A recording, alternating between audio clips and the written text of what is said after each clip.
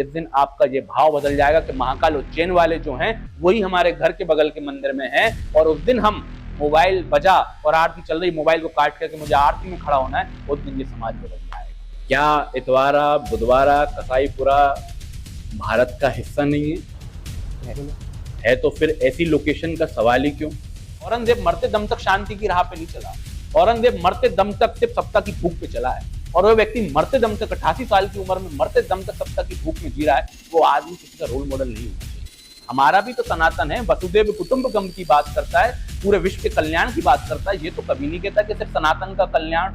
जिस हनुमान जन्मोत्सव के लिए भानु ने अपना गाल कटवा लिया। मैंने अपना गाल नहीं कटवाया है, वो गाल कटवाने का नहीं, वो गला काटने का प्रयास था। बिखर के एक डीजे में 100 लोगों को डांस करने से कभी कुछ नहीं होगा। एक आयोजन करिए, विशाल आयोजन कीजिए, ताकि देश विरोधी ताकतों को इस बात का एहसास हो कि हिंदू समाज सोशल मीडिया पे भी नहीं, धरातल पे भी एक है। Hello everyone and welcome to the another episode of MG Jewelers presents The Awkward and Uneasy Show. This is me, your host Ankit Chaudhary, and my partner I am Utkarsh Gupta. And today we are hosting a special episode. Special episode इसलिए क्योंकि बहुत सारे episode कर रहे हैं जो काफ़ी detail में जाते हैं, काफ़ी अलग अलग चीज़ों पर फोकस करते हैं, लेकिन ये वाला एपिसोड रहेगा स्पेसिफिकली हनुमान जन्मोत्सव के बारे में।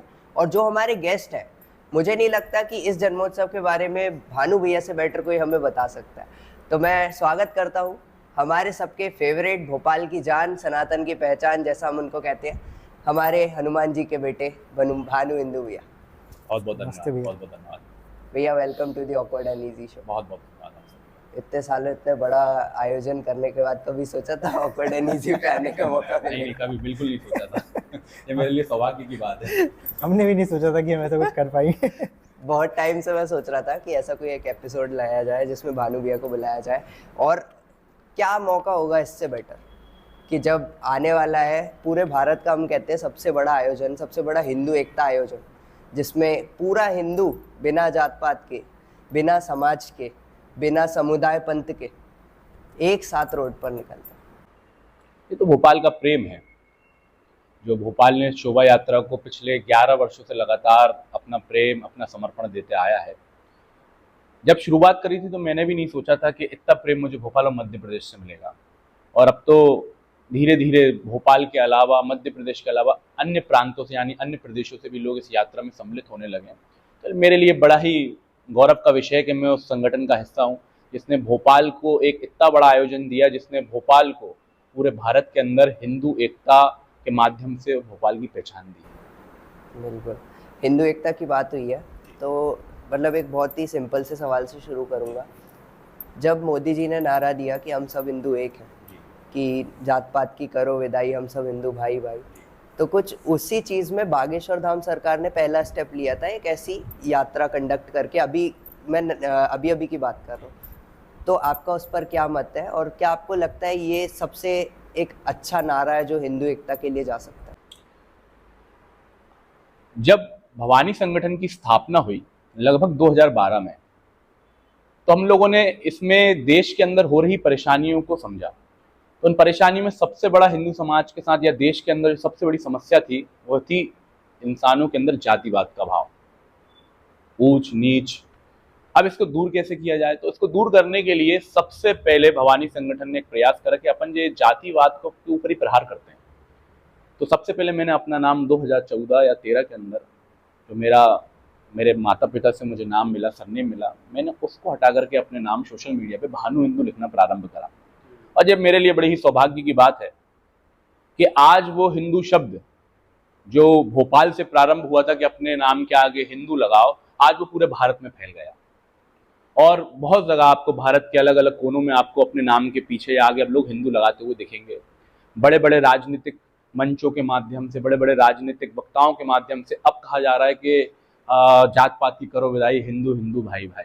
तो ये 2014 या 13 में भवानी संगठन द्वारा ये जो आपकी प्रथा है प्रारंभ की गई थी, और आज पूरा भारत इसका अनुसरण कर रहा है, आज इस पर फॉलो कर रहा है। हमारे लिए गर्व का विषय मेरे लिए साथ साथ आपके लिए भी होना चाहिए, क्योंकि भोपाल वासियों द्वारा एक ऐसा सब्जेक्ट दिया गया पूरे देश को जिसमें पूरे देश ने अपनाया है। एक गर्व का विषय हम सबके लिए। अच्छा, तो मैं एक चीज़ सबसे पहले जानना चाहूँगा कि आपका ओरिजिनल सरनेम क्या था? उससे क्या तात्पर्य पड़ता है? हिंदू है बस वही काफी है। हाँ, बट कभी कभी होता है ना कि एक वो परसेप्शन है, मतलब शायद आज वो नहीं है, बट उस समय वो परसेप्शन रहा होगा, लोगों की ऐसी सोच या धारणा रही होगी कि यार ये मतलब नीची जाति का है, या मतलब मैं ऐसा नहीं कह रहा हूँ कि आप हैं, बट होता है ये नीची जाति का है, क्योंकि हमारे सरनेम से हमारी जाति का पता लगाना बहुत आसान हो जाता है। तो आपकी सोच क्या थी, मुझे चेंज करना है कि मेरे को हिंदू से ही बताना है, या मेरे को मेरी जो कास्ट है, मैं ये नहीं चाहता कि लोग मेरे को उससे पहचाने और मेरे को मतलब उस चीज़ से पहचाने जो मैं काम करता हूँ। देखिए, जिन लोगों को जात जात के बाद में ये पता है कि ऊंचा नीचा, सबसे पहले उनको धर्म ही नहीं पता। क्या धर्म में क्या सिद्धांत है उनको उस बारे में जानकारी। वर्ण व्यवस्था जो है, पहली बात तो छुआछूत की उसमें कोई गुंजाइश नहीं थी। वर्ण व्यवस्था इसलिए थी कि जो व्यक्ति जिस काम में योग्य हो उसको वो काम दिया जाए, उससे कोई लेना देना नहीं था कि ये व्यक्ति इस जात का है तो ये इसको हम छू नहीं सकते। अगर ऐसा होता तो मेरे हिसाब से माँ सबरी के बारे में अगर आपको राम जी के प्रसंग के माध्यम से मैं समझाता हूँ। माँ सबरी जो थी भील समुदाय से आती थी, राम जी की बहुत बड़ी भक्ति थी। उनने अपना पूरा जीवन भगवान राम के इंतजार में निकाल दिया और प्रतिदिन भगवान राम के इंतजार करते हुए वो उस मार्ग पे फूल बिछाया करती थी। लोग उनका मजाक उड़ाया करते थे। लेकिन जब एक समय आया, माँ सबरी भगवान राम से मिली, उन्हें बड़े ही आदर पूर्वक उनको बिठाया और प्रतिदिन उनके लिए वो फल तोड़ के लाया करती थी। तो उस दिन भी वो अपने राम के लिए बेर लाई और उन बेरों में मीठा कौन सा है खट्टा कौन सा है उसको खा करके उनने मीठे अलग कर दिए, खट्टे फेंक दिए और राम ने वही झूठे बेर उनके खाए। समाज को तो पता ही नहीं है जात के बारे में कुछ, वो तो सिर्फ एक प्रोसीजर मुगलों द्वारा जो चीज की गई है हिंदुस्तान में हिंदुओं को विभाजित करने का, वो प्रोसीजर फॉलो कर रहे हैं आज के लोग। जात की व्यवस्था जो बनाई गई थी, वर्ण व्यवस्था जो बनाई गई थी, वो सिर्फ इसलिए बनाई गई थी जो व्यक्ति जिस काम में योग्य हो वो काम वो अच्छे से कर पाए। जो बुद्धिमान हो वो आपका वेदों का पाठन करे, समाज को समझाए। जो ताकतवर हो वो राष्ट्र की रक्षा करे। जो आपका वैश्य हो वो आपका व्यापार में अच्छा काम कर सके, और जो आपके सेवा करते हो उनको सेवा का काम दिया गया। उससे जात का कोई लेना देना नहीं है। कोई भी जात का व्यक्ति किसी भी जात का काम कर सकता था, उसके कामों के गुण के हिसाब से उसकी जात पहले तय की जाती थी। और आप तो पर्टिकुलर बना दी गई कि आप इस गोत्र इस कुल में जन्मे हो तो आप वही उसी पर्टिकुलर कास्ट के हो, ऐसा नहीं था पहले। बिल्कुल, वर्ण व्यवस्था की बात की जाती है तो इस पर ही डिवाइड किया जाता है। और डिवाइड में अगर बात करें तो मुगलों और अंग्रेज़ों में हम देख चुके हैं कि किस तरह हिंदुओं को तोड़ने की कोशिश की जाती है। आपका इस पर क्या मानना है जो चल रहा है सब जगह कि औरंगजेब की कब्र को हटाना चाहिए और उस पर लोग विरोध कर रहे हैं? देखिए, औरंगजेब हमारे भारतीय इतिहास में एक बड़ा ही क्रूर शासक रहा है। आज जो मैंने जगह जगह देखे कि दंगे हो रहे हैं, लड़ाई हो रही है, रिसेंटली नागपुर में हो गई। तो मुसलमानों को भी नहीं पता कि औरंगजेब के प्रति हमें क्या भाव होना चाहिए। अच्छा, आप हिंदू हटा दीजिए, मुसलमान की बात करें। औरंगजेब इतना क्रूर शासक रहा है कि उन्होंने अपने पिता को ही अंतिम दौर में अपने राज्यपाट के लिए कैद कर लिया और उनको पानी तक के लिए तरसाया। तो परिवार का नहीं हो पाया वो। तो उनने अपने कई भाइयों की हत्या करवा दी, उनने कई अपने बेटों की हत्या करवा दी। तो औरंगजेब जो है, आप हिंदू और मुस्लिम के एंगल से क्यों देख रहे हो? औरंगजेब एक क्रूर शासक था, इतना क्रूर शासक था कि उसने अपने काल में अपने परिवार को भी नहीं बख्शा। और आज उसके लिए अगर एक संप्रदाय इस बात के लिए खड़ा होता है कि वो तो साहब जो है हमारे बहुत बड़े नुमाइंदे थे, बहुत बड़े हमारे शुभचिंतक थे, तो गलत फहमी है। लोगों को इतिहास का ज्ञान नहीं है, लोग पढ़ते नहीं है, बस भेड़ चाल चलने की आदत हो गई है। किसी ने भड़काया और रोड पे उतर गए, दंगा फसाद चालू कर दिया। आप पढ़ें पहले उसके बारे में, औरंगजेब के बारे में कि उनने क्या करा है भारतीय इतिहास में। बिल्कुल। और छावा रिलीज हुई, इसके कारण ही ये मुद्दा इतना आगे आया क्योंकि लोगों को संभाजी महाराज के बारे में पता चला। देखिए, समाज की समस्या ही यह है कि समाज को पिक्चरों के माध्यम से उनके शूरवीरों का, उनके वीरों का इतिहास पता चल रहा है। संभाजी महाराज का बहुत महत्वपूर्ण योगदान रहा है, जैसा कि आपने छावा पिक्चर में देखा। दिखाया बहुत कम है, हुआ बहुत कुछ था। लेकिन संभाजी महाराज के अलावा भी ऐसे कई वीर हैं जिनने देश के लिए, धर्म के लिए बलिदान दिया है। गुरु गोविंद सिंह जी के 4 साहिबजादों के बारे में आप पढ़िए। गुरु गोविंद सिंह जी के एक शिष्य थे माधव दास, जिनका नाम बंदा सिंह बहादुर है, पढ़ा, उनके बारे में पढ़िए। उनको तो मुगलों ने उनका बेटा दे दिया कि तुमको इनको मारने का आदेश आया तो तुम अपने हाथ से अपने बच्चे की हत्या करो। तो उन्होंने मना कर दिया, ये काम मैं नहीं कर सकता, तुम करो। तो उनके सामने उनके बच्चे की हत्या कर दी की गई। इसके बाद गुरु गोविंद सिंह जी के ही पिताजी टेक बहादुर जी, जब कश्मीरी पंडितों का, कश्मीरी हिंदुओं का धर्मांतरण की बात आई, तब उनसे मदद मांगने गए तो उन्होंने बोला जाके बोल देना कि टेक बहादुर का अगर तुम धर्मांतरण करवा दो तो हम सब भी कर लेंगे। तो गुरु टेक बहादुर को गिरफ्तार कर लिया गया, उनसे धर्मांतरण के लिए बोला गया। जब नहीं माने तो उनके सलिए से, चिमटे से उनकी खालें नोची गई। तो तो इतिहास भरा पड़ा हुआ है ऐसे शूरवीरों से जिनने संस्कृति को बचाने के लिए अपना जीवन इस समाज के लिए समर्पित कर दिया, अपना सर्वोच्च बलिदान दिया। अच्छा, मतलब इस सब से हमारा जो आज का यूथ है, युवा है, उसको क्या प्रेरणा मिलनी चाहिए और क्या सीखना चाहिए? इस सब से हमारे यूथ को यह प्रेरणा मिलना चाहिए कि आज जो हम भगवान राम की पूजा करते हैं या हनुमान जी महाराज को अपना आराध्य देव मानते हैं, या हम भगत सिंह के नारे देते हैं इनकलाब जिंदाबाद, या हम महाराणा प्रताप का जयघोष करते हैं, इन सब ने अपने जीवन में बलिदान दिया है। उस बलिदान के माध्यम से आज आप और हम आज़ाद भारत में चैन की सांस ले पा रहे हैं। आज के समाज को, आज के युवाओं को ये जानने की आवश्यकता है कि समाज के लिए आपको समर्पित भाव से काम करना पड़ेगा, तब जाकर के आपका राष्ट्र आने वाले समय में सर्वाइव कर पाएगा। बड़े बड़े नेता, अभी कुछ दिनों पहले मैं एक डेबिट चैनल में गया तो एक बहुत बड़े लीडर ने ये बोला था कि भारत गृह युद्ध की ओर बढ़ रहा है, आने वाले समय भारत में गृह युद्ध होंगे। तो आज इस बात की चिंतन करने की आवश्यकता है कि जो पाकिस्तान में हिंदुओं के हाल थे, जो बांग्लादेश में हिंदुओं के हाल हैं, ऐसे हाल कहीं हमारे भारत देश में ना हो जाएं, इसके लिए हमको मजबूती से खड़े होने की आवश्यकता है। बिल्कुल, और इसमें कहने की बात नहीं है, कोई दो राय नहीं है कि हनुमान जन्मोत्सव जो इतने सालों से हो रहा है वो एक बहुत बड़ा रीज़न है कि सारे हिंदू एक हों, और वो एक ऐसा तरीका है जिससे सारे हिंदू एक साथ एक दिन 4 घंटे के लिए ही सही, पर पूरे भोपाल में और इवन पूरे इंडिया में ये एक मैसेज पहुंचाते हैं कि हाँ, हम सब जात पात में बटे हुए नहीं हैं, हम सब हिंदू एक हैं। श्री हनुमान जी महाराज का जन्म उत्सव मेरे लिए सिर्फ और सिर्फ एक कार्यक्रम और आयोजन नहीं है, और मेरा मानना है कि ये प्रत्येक जागरूक सनातनी के लिए भी एक आयोजन नहीं है। ये एक दिन का कार्यक्रम, जब इसमें हजारों लोग भोपाल और भोपाल के अगल बगल क्षेत्र के लोग सम्मिलित होते हैं हजारों की संख्या में, और जब ये आयोजन धरातल पे रोड पे निकलता है, तो इस आयोजन के माध्यम से जो शक्ति बनती है उसका उपयोग हम लोग 364 दिन करते हैं उन लोगों की सेवा के लिए जिनको आवश्यकता होती है कि उनके लिए कोई खड़ा हो।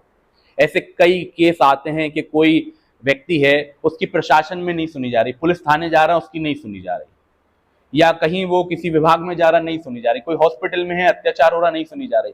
तो ये शक्ति हम लोग को, जो लोग भोपाल के लोग, मध्य प्रदेश के लोग देते हैं, जब हजारों लाखों की संख्या में लोग आते हैं उस शोभा यात्रा में, तो उस शक्ति का उपयोग तब हम लोग अपनी उस जगह पे करते हैं जहाँ पे एक शोषित को आवश्यकता होती है कोई इसके लिए खड़ा हो। तो ये शोभा यात्रा सिर्फ एक शोभा यात्रा नहीं है, सिर्फ एक साधारण सा आयोजन नहीं है कि इधर पे एक डीजे करा, उसमें 100-200 लोग डांस कर रहे हैं, नहीं। ये शोभा यात्रा भोपाल के उन लोगों के लिए है जिन लोगों को आवश्यकता है कि उनके लिए कल कोई तो खड़ा होगा। अच्छा, ये मतलब आपने ये शोभा यात्रा का विचार आपके मन में कैसे आया और आपने कहाँ से और कैसे शुरू किया इसको? देखिए, मैं इंजीनियरिंग स्टूडेंट था, तो मेरी शुरू से आदत थी, मैं सामाजिक क्षेत्रों में बड़ा एक्टिव रहा। स्कूल टाइम से ही मेरे को धार्मिक आयोजन में, सामाजिक कामों को, गतिविधियों में काम करना बड़ा अच्छा लगता था। तो मेरे कुछ दोस्त और मेरे मिलके एक प्लान बना कि क्यों ना एक संगठन का निर्माण किया जाए। मैं 11-12 की बात बता रहा हूँ आपको। तो हम लोगों ने एक संगठन की स्थापना, एक संगठन का गठन करा जिसका नाम जय मां भवानी हिंदू संगठन रखा।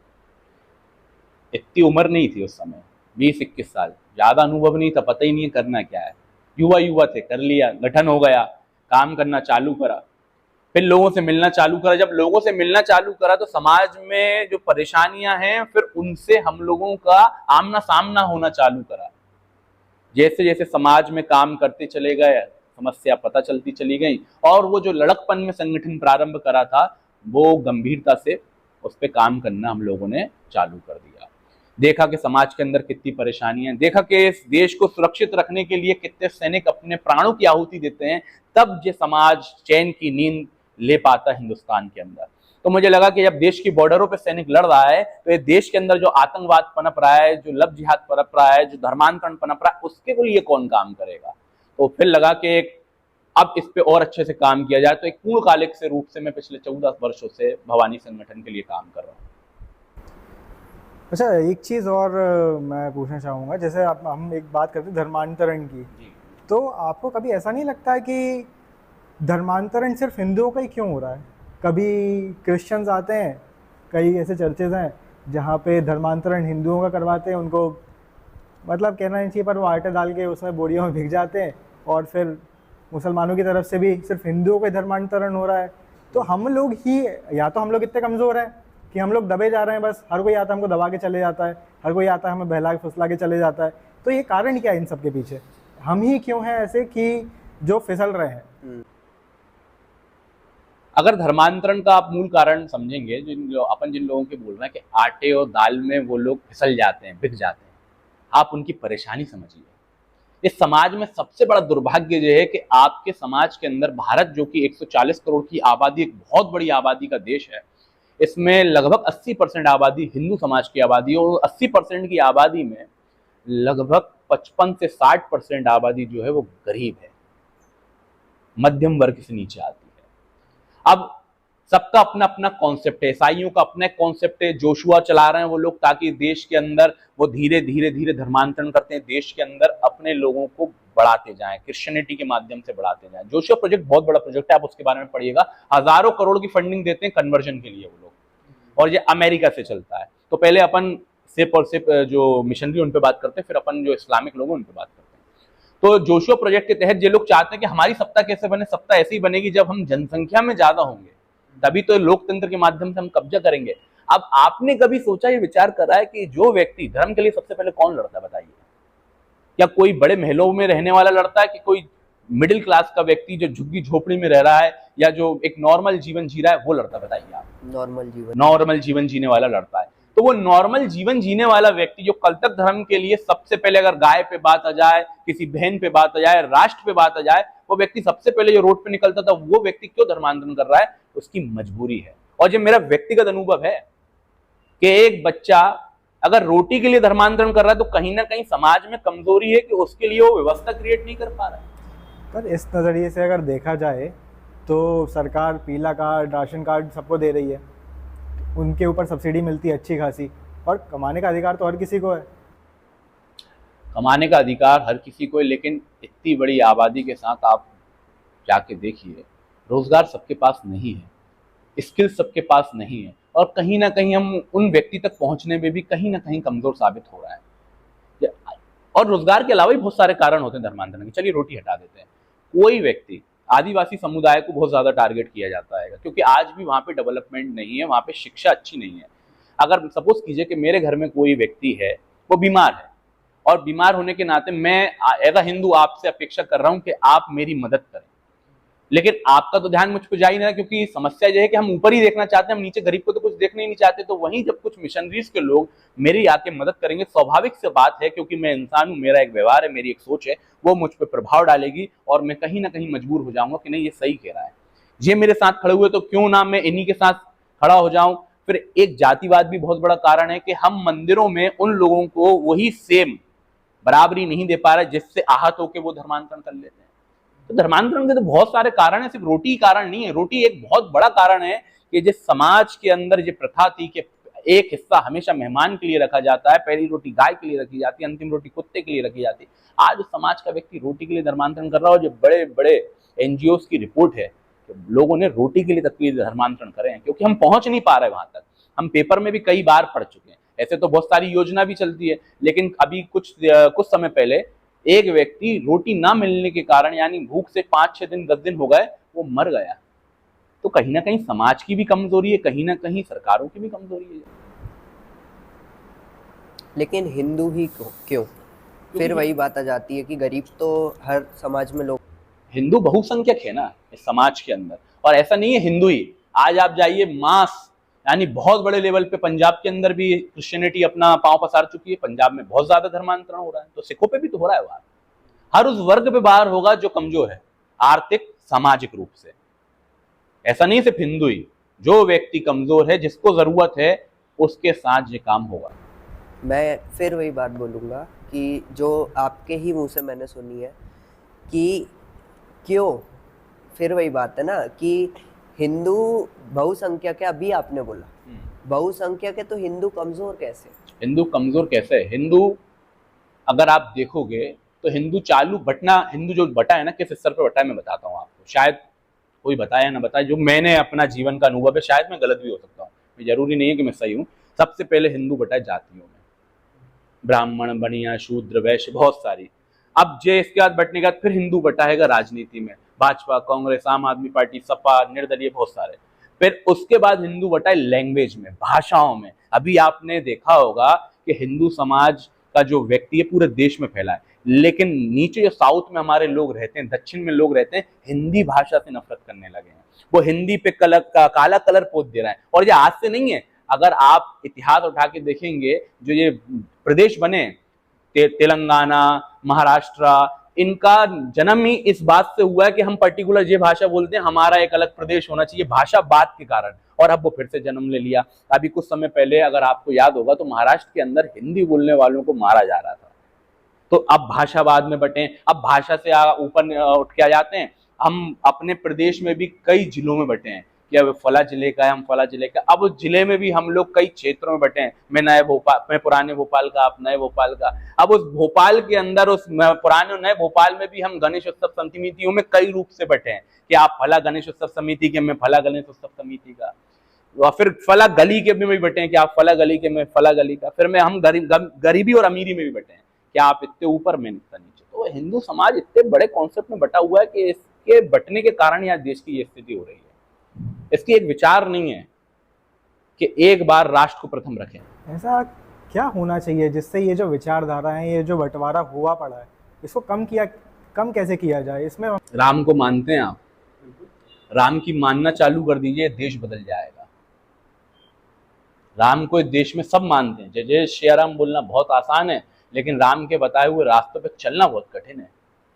आज समाज के अंदर क्या वो बेटे रह गए हैं जो कल तक राजा बनने वाले थे और एक दिन पहले उनके पिता बुला के बोले कि तुम्हारी माता ने बुलाया कि तुमको वनवास हो गया, और पिता खुद कह रहे हैं कि बेटा तुम इसके लिए बाध्य नहीं हो, तुम तो मेरे को एक काम करो, बंदी बना लो, लेकिन तुम ये आदेश मत मानना। तो बेटे ने बोला कि पिता ने बोला है तो मेरे साथ सम्मान स्वीकार है। क्या वो बेटे बचे हैं? अब तो संस्कृति के नाम पे सिर्फ और सिर्फ मनोरंजन हो गया है, धर्म क्या बचा है? आपने पहले के त्योहार देखें, दिवाली कैसे मनाया जाता है, और अब की दिवाली देखी है आपने अब की होली देखी है, पूरी लुप्त हो रही है, विलुप्त हो रही है। आपने अब के शिवरात्रि के कार्यक्रम देखें कि हम लोग अपने मनोरंजन के लिए, पब्लिक बुलाने के लिए, हम लोग पिंजरे के अंदर एक थर्ड जेंडर और होता है जिसको हम किन्नर समुदाय कहते हैं, उन लोगों को उस पिंजरे के अंदर बंद करके नचवा रहे हैं ताकि पब्लिक आ सके। तो धर्म भ्रष्ट तो हम स्वयं कर रहे हैं। आपकी बात को मैं सहमत करता हूं, देश में किसी और से खतरा नहीं है, हिंदू को हिंदू से खतरा है, क्योंकि इस देश के अंदर सबसे बड़ी विडंबना यह है कि आप काम करने निकलोगे, कोई और विरोध नहीं करेगा, आपका व्यक्ति विरोध करता है। पहले हमको अपने अंदर सुधार लाना पड़ेगा, हमको राम को मानने के साथ राम की मानना पड़ेगा, हमको कृष्ण को मानने के साथ कृष्ण की मानना पड़ेगा, हमको धार्मिक ग्रंथों को जो आपने मंदिर में लाल कपड़े में बांध के पैक कर दिए गए हैं, उनको खोल के फिर से ध्यान से पढ़ना पड़ेगा कि ग्रंथ बताना क्या चाह रहा है। अगर आपके त्रिलोकीनाथ, आप एक धरती पे रह रहे हैं और साइंटिस्टों ने खोजा है कि ऐसी तमाम हजारों ग्रह घूम रहे हैं, आप उनके हजारों ग्रह में से एक धरती पे रहते हैं, और एक धरती में, एक भारत देश के अंदर, एक भोपाल शहर के अंदर आप अगर रह रहे हैं, और अगर उस भारत देश के अंदर वो त्रिलोकीनाथ जिसने पूरी सृष्टि रची वो जन्म लेते हैं, तो उसका कारण आपने जानने की कोशिश करी है? वो कारण ये है कि समाज में आप अगर जन्मे हो तो आपकी जिम्मेदारी क्या है, उसके लिए उनने जीवन जिया, तो आपको बता सके कि राष्ट्र के लिए आपकी क्या भूमिका होनी चाहिए, परिवार के लिए क्या होना चाहिए। लेकिन आपने सब कुछ को दरकिनार करके बस उनकी पूजा पाठ प्रारंभ कर दी, ना कि उनके रास्ते पे चलना प्रारंभ करा। तो 3 रास्तों की जगह सबसे बेस्ट रास्ता है कि जिनको भी आप मानते हो, महावीर स्वामी को, गौतम बुद्ध को, राम को, कृष्ण को, भगवान भोलेनाथ को, इनको मानने के साथ इनकी मानना प्रारंभ करो, देश की स्थितियां बदल जाएंगी। बहुत अच्छा मैसेज है ये, and I would request my audience कि आप इस मैसेज को जितना ज़्यादा स्प्रेड कर सकते हैं उतना ज़्यादा स्प्रेड करें, क्योंकि ये हम सबको एक करने का काम करता है, बांटने का नहीं। बिल्कुल, एक करने की बात हुई है तो एक बहुत बड़ी चीज़ पर मैं आना चाहूँगा। जो हनुमान जन्मोत्सव की शोभा यात्रा है वो कसाईपुरा, इतवारा, बुधवारा ऐसी लोकेशन से निकाली जाती है जिसमें मोमेडियन ऑडियंस बहुत ज़्यादा है, और ये देखा गया, और ये बहुत सौभाग्य की बात है भोपाल में रह करके, कि आपकी यात्रा पर मुस्लिम समुदाय के प्रति फूल बरसाए जाते हैं, मुस्लिम समुदाय फूल बरसाता है आपकी यात्रा पर। क्या कहना चाहेंगे आप कि ये लोकेशन ही क्यों? क्या इतवारा, बुधवारा, कसाईपुरा भारत का हिस्सा नहीं है? तो फिर ऐसी लोकेशन का सवाल ही क्यों? हमें आज़ादी है हमारे संविधान के हिसाब से कि हम कहीं पे भी शोभा यात्रा निकाल सकते हैं। यानी जहाँ पे मुस्लिम बहुल होगा तो क्या वहां से शोभा यात्रा निकालना बंद कर दी जाए, या वहां पे अपने, क्योंकि कोई एक ऐसा नहीं है कि पूरे ही मुस्लिम समुदाय के लोग रहते हैं, कुछ हिंदू भी रहते हैं, कल को दिवाली भी मनवाना बंद कर दें अपन, कि मुस्लिम ज्यादा रहते हैं, हिंदू एक ही परिवार है, दिवाली मत मनाओ। क्या जिन क्षेत्रों में मुस्लिम कम रहते हैं, जैसे कि मेरा निवास सिटी में इब्राहिमगंज में है, नाम इब्राहिमगंज है, लेकिन उधर पे 99% आबादी जो है हिंदू आबादी है, कुछ परिवार मुस्लिम है, तो क्या उधर पे उन मुसलमानों को आपत्ति हुई कभी, या उन मुसलमानों को कभी अनसिक्योर्ड फील्ड हुआ कि हम इतने हिंदुओं के बीच में ईद कैसे मना रहे हैं, हम नमाज पढ़ने कैसे जा रहे हैं, हम मुहर्रम कैसे मना रहे हैं? हम लोगों ने तो कभी ये भाव प्रकट नहीं करा उनके प्रति। आपका धर्म है, आप फॉलो कीजिए, आपको कौन रोक रहा है? तो फिर जिस क्षेत्र में मुस्लिम बहुल हो जाते हैं उस क्षेत्र से यात्रा, क्योंकि उस क्षेत्र में मंदिर भी पड़ते हैं, तो उस क्षेत्र से यात्रा नहीं निकलनी चाहिए क्या? और फूल बरसाते हैं, यही होता है कि स्टोन पेल्टिंग होती है जगह जगह। अब वो तो दंगाई हैं, वो दंगाई रहेंगे ही, उनका क्या करोगे आप? जिनकी सोच में विरोध आ ही गया है उनके लिए क्या किया जा सकता है? वो तो हिंदू बहुल क्षेत्र में भी पत्थर फेंक सकते हैं, जरूरी है मुस्लिम बहुल क्षेत्र में ही फेंकेंगे? वो तो बस स्टैंड में ही पत्थर फेंक सकते हैं, बस स्टैंड से शोभा यात्रा निकली वहां पे भी दंगे कर सकते हैं करने वाले। तो एक वो मुसलमान है जो हिंदू शोभा यात्रा पे फूल बरसा रहा है, और एक वो मुसलमान है जो पत्थर फेंक रहा है। तो इसमें उनकी सोच में तकलीफ है या मुझे उनके धर्म में तकलीफ तो लगती नहीं, क्योंकि अगर ऐसा कुछ है, आपका क्या विचार है इसके ऊपर? देखिए, जो लोग पत्थर फेंक रहे हैं वो शायद इस बात से अवगत भी नहीं है कि धर्म होता क्या है। वो तो सिर्फ कुछ कट्टरपंथियों द्वारा उनको बताया गया है कि हमको ये करना और वो फॉलो कर रहे हैं। अगर जिस धर्म के अंदर गजबाए हिंद की सोच हो जाए, अगर वो उसमें सोच है कि जो इस्लाम को ना मानते हो वो काफिर हैं, तो मेरा मानना वो धर्म नहीं है, वो विचारधारा है जो सिर्फ अपने अलावा किसी और को जीने की परमिशन नहीं दे रही है।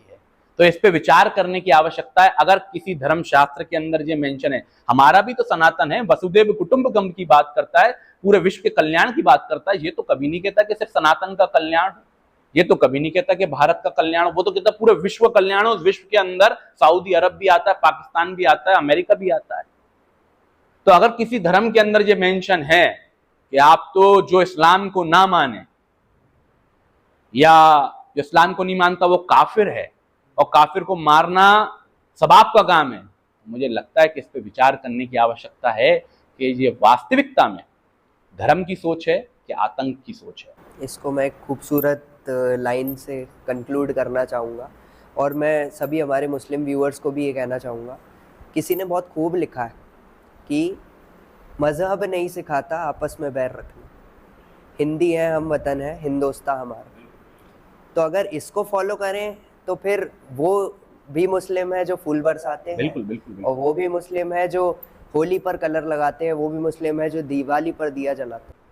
देखिए, इस देश के अंदर मुसलमानों का भी अपना योगदान रहा है। इस देश में जो सरहद पे खड़े सैनिक हैं उनमें कई मुसलमान भी शहीद होते हैं, तो उनका बड़ा महत्वपूर्ण योगदान रहा है। मैं फिर कहूँगा कि जो लोग पत्थर चलाते हैं, दूसरे जो यात्राएं निकल रही हैं, वो जो धर्म को नहीं मानते, उन दूसरे धर्मों की यात्रा निकल रही, पत्थर चलाते हैं, उनको आज सीखने की आवश्यकता है कि धर्म क्या है। जो लोग बम बांध करके निर्दोष 44 सैनिकों की जो कानबाई जा रही होती है, गाड़ी काफिला जा रहा है, उसमें गाड़ी में घुस जाते हैं, उसमें 44 लोग शहीद हो जाते हैं, सिर्फ धर्म के नाम पे जो ये काम कर रहा है, उनको समझने की आवश्यकता। क्या ये धर्म है कि जहां पे आप 44 लोगों के शरीर के टुकड़े टुकड़े कर दिया आपने विस्फोटक से, और 44 परिवारों को बर्बाद कर दिया आपने, और स्वयं का भी परिवार बर्बाद कर लिया? क्योंकि जब आप इस ऐसी आतंकी घटना में लिप्त हो गए तो निश्चित रूप से आपका परिवार भी समाज में कैसे सर्वाइव करेगा। तो उन लोगों को धर्म के बारे में जानकारी नहीं है, वो तो मोहरा है अपनी अपनी राजनीति का। जिस संप्रदाय से वो आते हैं, संप्रदाय में कुछ राजनीतिक लोग बैठे हुए हैं, वो उनका मोहरा है। बिल्कुल। इस पर मैं वापस से आता हूँ जी, औरंगजेब की सोच पर। जी जी, जी। तो मैंने किसी न्यूज़ डिबेट में ये चीज़ सुनी कि मानसिकता होती है, हम हमारे आइडल खुद बनाते हैं। हम हमारे आइडल अब्दुल्ला रज़ा को भी बना सकते हैं, हम हमारे आइडल कसाब को भी बना सकते हैं, और हम हमारे आइडल औरंगजेब को भी बना सकते हैं। तो क्या आपको लगता है ये मेंटेलिटी की प्रॉब्लम, कि हमने हमारे आइडल क्या बना दिए। मैं उन मुस्लिमों की बात कर रहा हूँ जो औरंगजेब की कब्र हटाने के खिलाफ है। मैं फिर अपनी बात पर जाता हूँ। उनको औरंगजेब के बारे में 4 बातें नहीं पता होंगी। जो व्यक्ति अपने पिता को, इस्लाम में क्या ऐसा लिखा हुआ कि राजपाट के लिए आप अपने पिता को बंदी बना लो और बंदी बनाने के बाद उनको पानी तक को तरसा दो। अपने खुद के भाई दारा शिको, उनने दारा शिको की हत्या तो करी, वो तो ठीक है, उनका शीश काट के उनके पिताजी को भेंट करा था उनने, और अपने बेटे तक को नहीं छोड़ा औरंगजेब ने। तो पहले हम जान तो लें, अगर जो लोग औरंगजेब को अपना रोल मॉडल मानते, निश्चित रूप से वो मानसिक रूप से बीमार लोग हैं। क्योंकि औरंगजेब को रोल मॉडल आप कैसे मान सकते हो जिसने कई हिंदू बहन बेटियों के साथ बलात्कार करवाए हैं, जिसने कई मंदिर तोड़ दिए हैं, जिसने अपनी प्रजा के ऊपर सिर्फ इस बात पे कर लगाया है, जजिया कर, क्योंकि वो हिंदू अपनी धार्मिक आयोजनों में जाएंगे, अपनी धार्मिक यात्राओं पे जाएंगे तो जजिया कर देंगे। तो ऐसा भेदभाव करने वाला कैसे कोई राज्य को चला सकता है जो मुसलमान के प्रति अलग भाव रखता है, हिंदू के प्रति अलग भाव रखता हो? इतना क्रूर शासक जिसने अपने ही भाई को नहीं छोड़ा, जिसने अपने ही पिता को नहीं छोड़ा, तो फिर आमजन तो बहुत दूर की बात है। अगर ऐसा आपका रोल मॉडल है तो निश्चित रूप से आप मानसिक रूप से बीमार हैं, क्योंकि ऐसे लोग रोल मॉडल नहीं हो सकते। रोल मॉडल वो हो सकते हैं समाज के अंदर जिनने इस देश के लिए अपना सर्वोच्च निछावर कर दिया और इतनी सी भी चीज की लालच नहीं रखी कि राज्य मिल जाए या पार्ट मिल जाए। हमारे अशोक भी तो हुए। अशोक ने निसंदेह राजपाट की लालच में पूरे विश्व के अंदर उनने कई युद्ध लड़े, उसमें कई लोग मारे गए, लेकिन एक समय बाद अशोक ने अपने शस्त्र त्याग दिए और बुद्ध की राह पे चल पड़े, शांति की राह पे चल पड़े। औरंगजेब मरते दम तक शांति की राह पे नहीं चला। औरंगजेब मरते दम तक सिर्फ सत्ता की भूख पे चला है, और वह व्यक्ति मरते दम तक 88 साल की उम्र में मरते दम तक सत्ता की भूख में जी रहा है। वो आदमी किसी का रोल मॉडल नहीं होना चाहिए। रोल मॉडल की बात निकली है तो हम सभी हनुमान जी को फॉलो करते हैं, हम सभी उस इंसान को फॉलो करते हैं या उस सोच को फॉलो करते हैं जो हनुमान जी तक जाती है। और मैं बहुत ज़्यादा सराहना करता हूँ आपके हनुमान जन्मोत्सव वाले प्रोग्राम की। मैं जानना चाहता हूँ कि इसी आयोजन को बनाते बनाते आपने अपना गाल कटवा लिया, ये मैंने बहुत सुना है, ये मैंने बहुत सुना है। मैं ऑडियंस के लिए ये चीज़ आपको एक बार पूछना चाहूँगा कि आपकी हर रैली में मैं ये चीज़ सुनता हूँ, आपकी हर बैठक में ये चीज़ सुनता हूँ कि जिस हनुमान जन्मोत्सव के लिए भानु ने अपना गाल कटवा लिया, तो आज वो भानु बताए कि क्यों उन्होंने अपना गाल कटवा लिया और कैसे। मैंने अपना गाल नहीं कटवाया है। मुझे शौक नहीं आ रहा कि अपने चेहरे पे इतना बड़ा प्लेट का एक लगभग एक हाथ के बराबर निशान झेलूं। वो गाल कटवाने का नहीं, वो गला काटने का प्रयास था। ये बात है 2018 की, और ये घटना जुड़ी है 2017 भोपाल में हमीदिया हॉस्पिटल के दंगे से। भोपाल में 2017 में दंगे हो गए थे। अगर आप लोग को पता हो, एक स्थान को लेकर के यही समय चल रहा था रमजान का, किसी व्यक्ति विशेष ने समाज में ये बात फैला दी कि वो उधर मस्जिद निकली है, उसको प्रशासन तोड़ रहा है। तो कई गुना संख्या में मुस्लिम समाज के लोग वहां पहुंचे और देखते ही देखते वो चीज दंगे में बदल गई। तो जिनने करा उनके ऊपर तो कार्रवाई स्वाभाविक थी, लेकिन जिनने नहीं करा उन पे भी कार्रवाई कर दी गई है। अब वो राजनीति से कैसे प्रेरित थी, अपना प्रशासन या कौन से अधिकारी को इतनी परेशानी थी, उसने मेरे खिलाफ, यानी एक थाने में मेरे खिलाफ 2 FIR दर्ज कर दी गई, जिसमें मुझे दंगे का आरोपी बना दिया। 2018 में उस केस में मुझे गिरफ्तार किया जाता, जनवरी के समय ये जेल पहुंचा दिया जाता है। अब पहली बार जेल गया मैं, कुछ पता भी नहीं, और वो जीवन भी मेरे लिए बहुत अलग था, विचित्र था। एक स्वतंत्र जीवन जीने वाला व्यक्ति आप जेल में कैद है, जिसने कुछ करा भी नहीं, लेकिन बस दंगे में नाम आ गया। ये हमारे न्याय व्यवस्था के ऊपर एक बड़ा ही प्रश्न चिन्ह है कि कोई व्यक्ति अगर निर्दोष साबित होता है तो क्या जो एक लंबा समय उसने जेल में काटा है या जो उसने यातना झेली है पेशी के रूप में, उसकी भरपाई कौन करेगा? कोई नहीं करता। तो 2.5 महीने में जेल में रहा, तो लगभग 2 महीने हो गए थे मुझे जेल में। जनवरी पूरा बीत गया, फरवरी पूरा बीत गया, और मार्च के मिड की बात है तो एक जाहिद नाम का व्यक्ति उसी जेल में बनता जिससे मैं पहले कभी नहीं मिला। अब जाहिद नाम का व्यक्ति, क्योंकि 2 महीने से आप किसी को कंटिन्यू देखोगे तो आपको क्या लगेगा कि ये व्यक्ति मेरा क्या कर सकता है, कोई किसी प्रकार का कोई शक नहीं हुआ मुझे कि यार मेरा क्या अहित करेगा, मैं तो इसको जानता भी नहीं हूँ। और jail Bhopal central jail high security jail है, क्योंकि वहां पे सिमी के आतंकवाद भी बंद है और एक बार सिमी के आतंकवादी वहां से भाग चुके हैं, तो उसको बड़ा ही सिक्योर किया गया, बहुत यानी स्ट्रिक्टनेस रहती है वहां। तो मैं अपना जो नित्य मेरी क्रिया थी उधर पे वो करता था, सुबह उठना, मंदिर बना था उधर पे जा करके बाबा जी के दर्शन करना, और अपने अब क्या करें उधर पे, तो उधर पे सुबह सुबह का समय था, मैं बैठ गया। तो जाहिद नाम का जो व्यक्ति था वो मेरे पास आता है, सुबह लगभग 9-10 बजे की बात होगी, और मुझसे पूछता है भानु भाई आप कैसे हो। मैंने बोला ठीक हूँ। कहला अभी तक आपकी बेल नहीं हुई, मैंने हाई कोर्ट लगी है, भगवान ने चाहा तो जल्दी हो जाएगी। अब इतनी बात करके मेरे बगल में एक और व्यक्ति बंद था, तो मैं उससे बात करने लगा तो एक मेरा ध्यान नहीं गया क्यों खड़ा है, ये खड़ा रहा वो अपना, और एक आवाज आती है जन। तो मैं समझ नहीं पाया क्या हुआ। मैंने उसकी तरफ आंख उठा के जैसे ही देखा, उसने दूसरा हाथ बढ़ाया तो उधर से जेल पैरी और अन्य कैदी चिल्लाए, जिससे वो जैसे ही हाथ मार पाता वो हाथ मारने की जगह भगा। बाद में जब लोगों ने मेरे हाल पे हाथ रखा, मैंने हाथ रखा, खून बहा, तब समझ में आया कि इसने मुझे ब्लेड मार दी। ऐसे मेरे गाल पे वो ब्लेड का निशान पड़ा। और बाद में पता चला कि जो हिंदू मुस्लिम राइट्स हुए हैं भोपाल के अंदर, मैं जेल में बंद था, इस कारण से मुझे ब्लेड पड़वाई गई है बाहर से।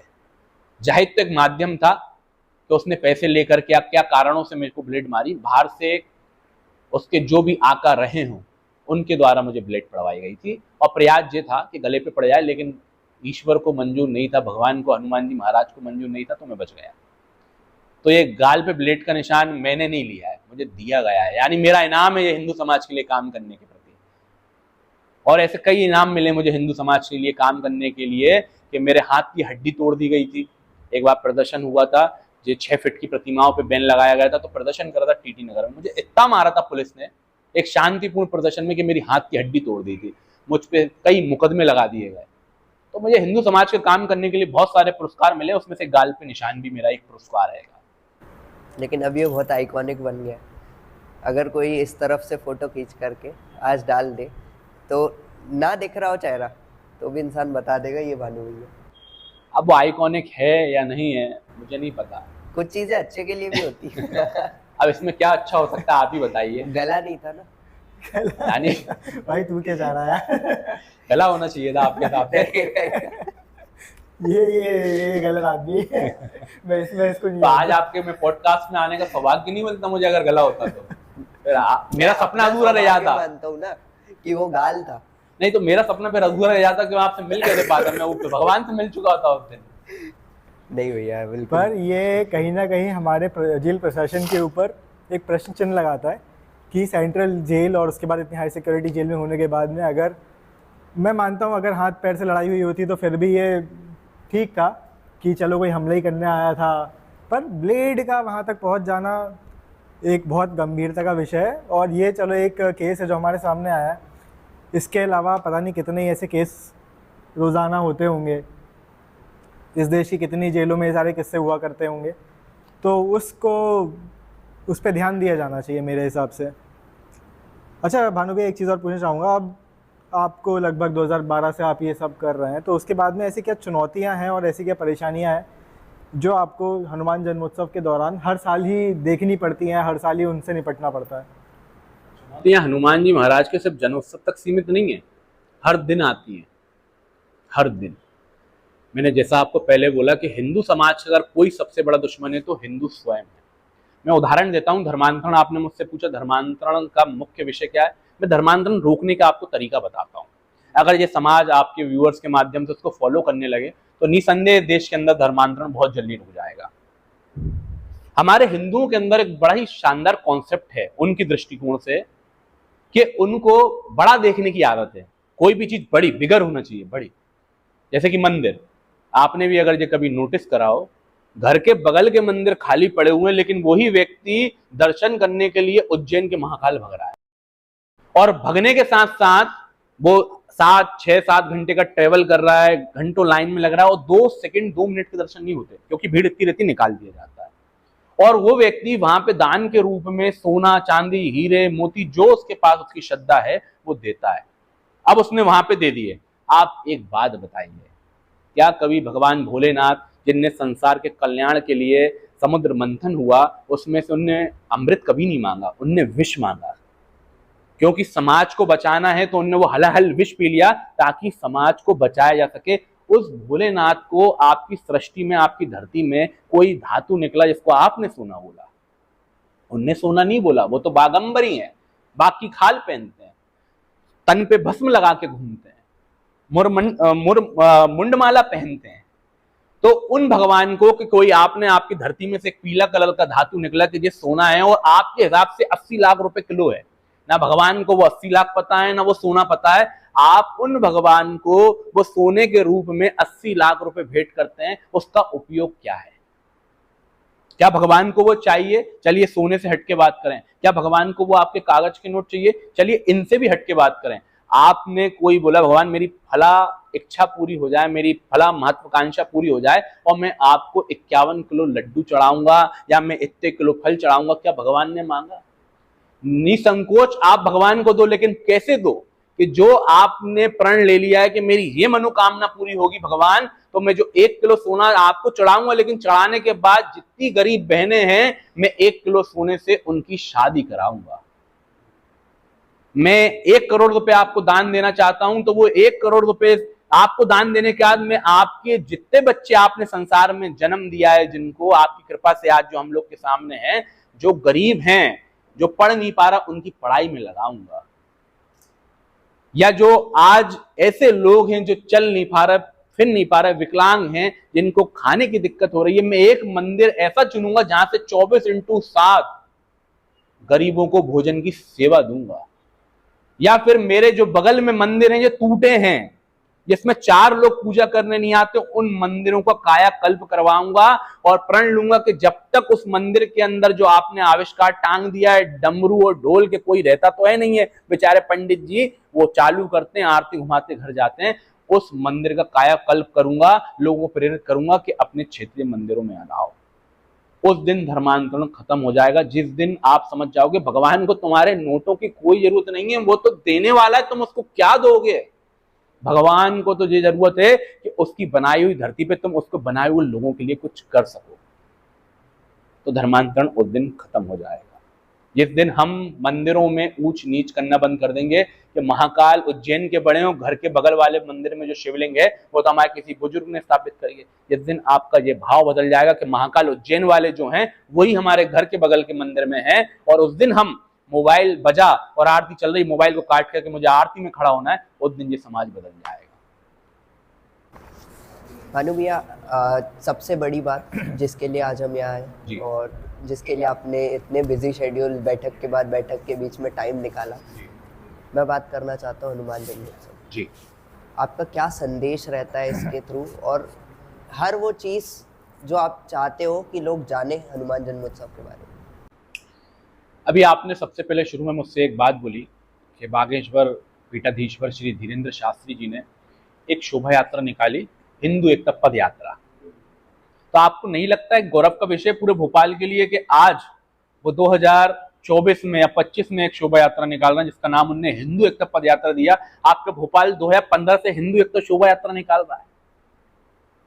तो कितना गौरव का विषय कि हम तो 2015 से संदेश दे रहे हैं पूरा भोपाल मिलके कि हिंदुओं को एक मिलकर शोभा यात्रा निकालनी चाहिए। लेकिन दुर्भाग्य समाज का कि समाज में कोई एक चीज होती है तो उसको मजबूत करने के लिए लोग आगे नहीं आते, उसको कमजोर करने के लिए लोग आगे आ जाते हैं। अगर आप भारत का इतिहास देखेंगे तो इतिहास गवाह है। छावा पिक्चर, छावा का भी पिक्चर का मैं आपको सार बताऊंगा।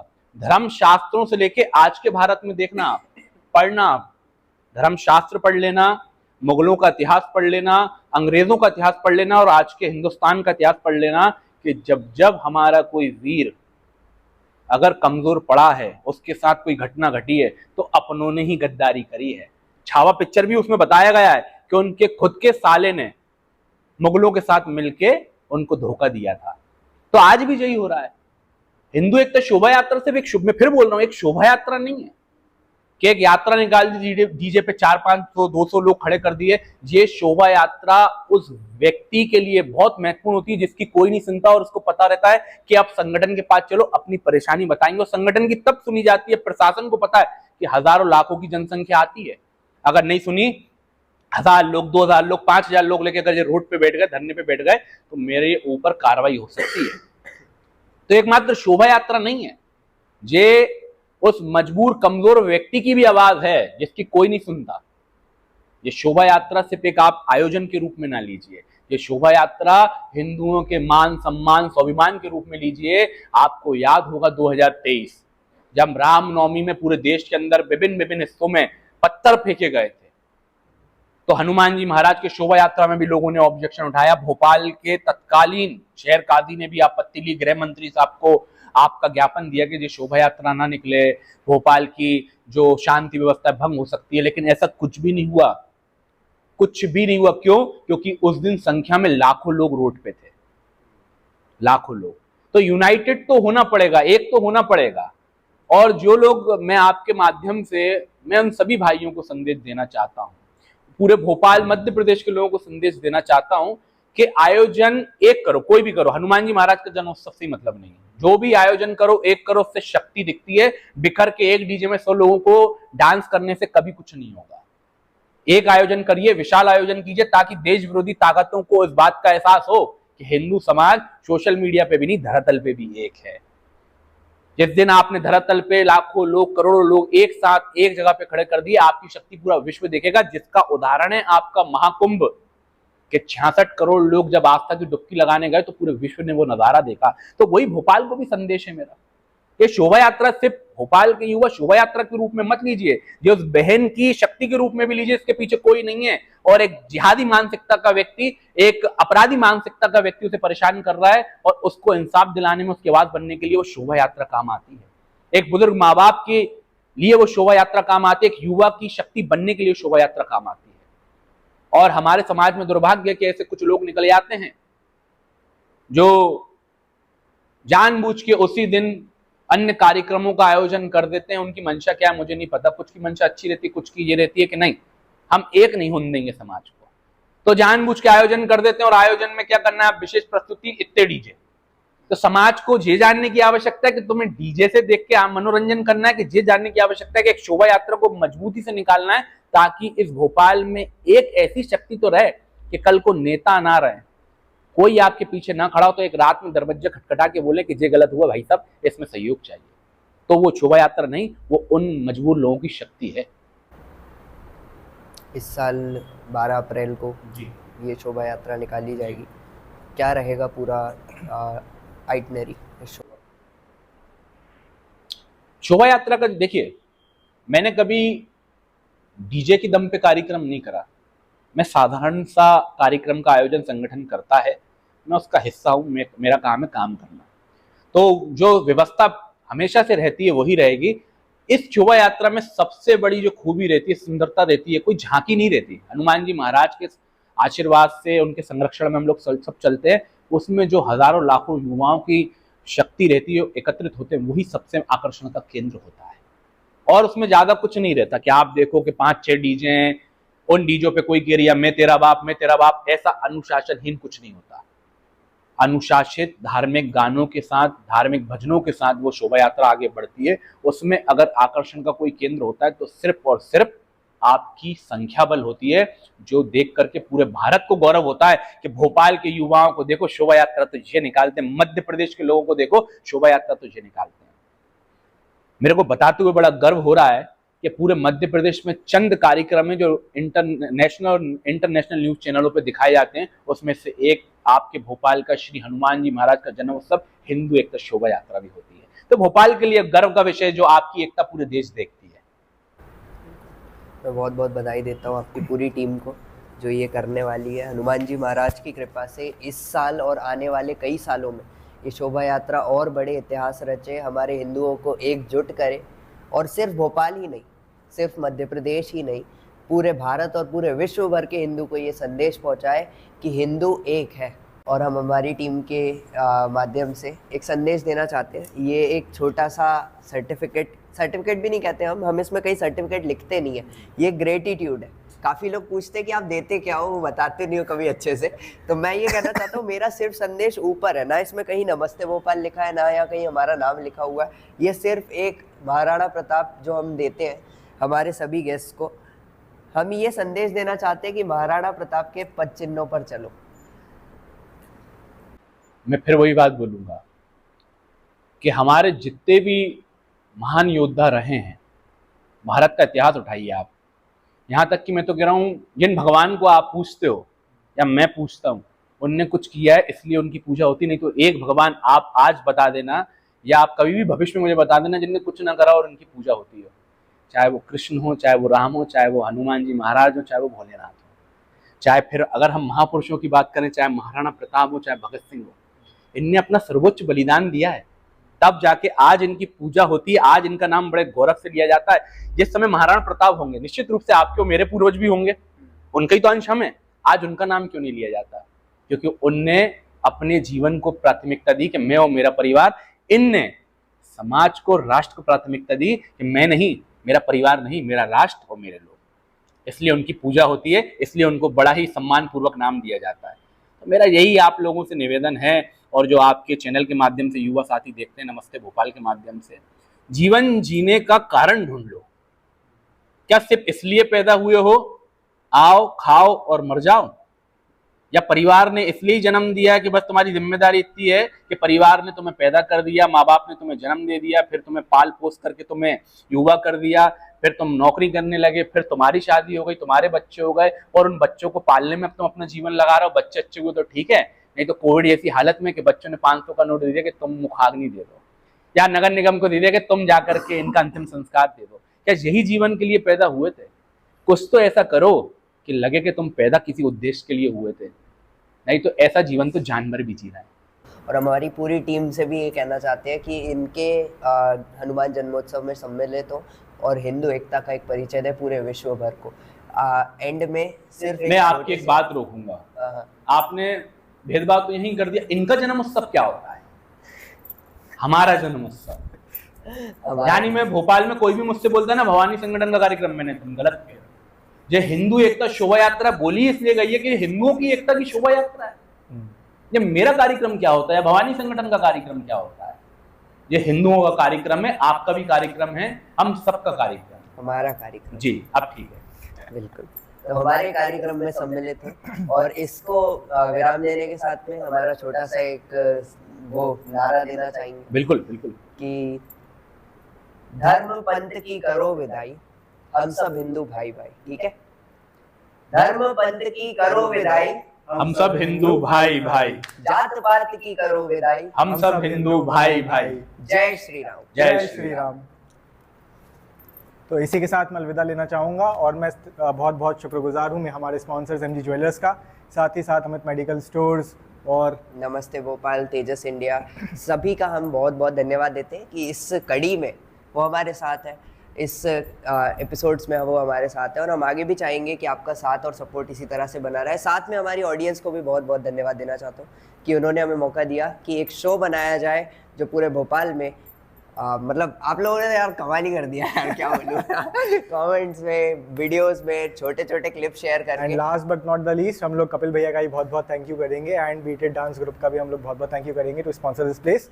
इसी के साथ हम की इस एपिसोड से अलविदा लेते हैं, मिलते हैं नेक्स्ट एपिसोड में, तब तक के लिए bye bye, take care and देखते रहिए the awkward and uneasy show. जय हिंद, वंदे मातरम।